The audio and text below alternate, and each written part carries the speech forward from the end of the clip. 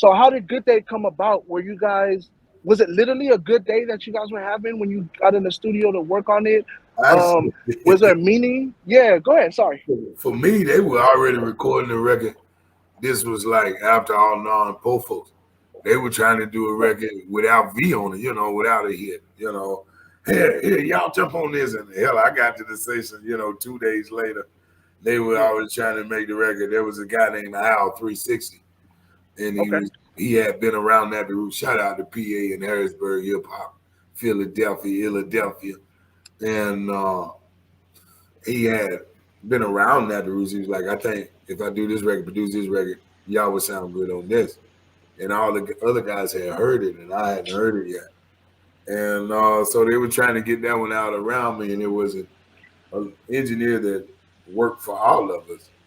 And he called on the phone like, boy, they need a hit. Come over here and start this thing off, man. And, went in and heard it up like, oh, hell, church folks had a fish fry, mustard, hot sauce, light bread, and French fry. Love for the, it was just, come on, man. Yeah, and that was just fun. A day for a poor man, working class guy. You probably hit your pick for $1-2 grand, clean the car up. And it was just describing a good day, man, at that time. And then the kids, mother left them at the house, at my mother's house, and never looked back. So I left the road to raise my kids. And I just figured I'd do better with that than worrying about some club or some group relationship that really wasn't clicking at the time for me. Like I'm watching Ludacris and Nelly and other MCs that hadn't wrote as many successful hits as I had, but they had big money.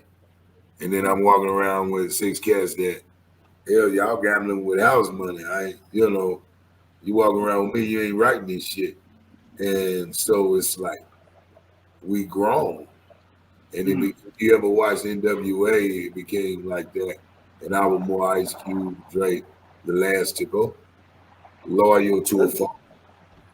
And so the bottom crashed out. Skinny didn't, I was like, hey, man, I left this in the company. I need this money, but I got to start all over.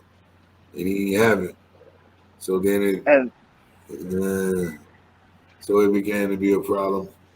So I just walked away with black men at that time, young, dangerous. So, I got kids to raise. We'll get back to it.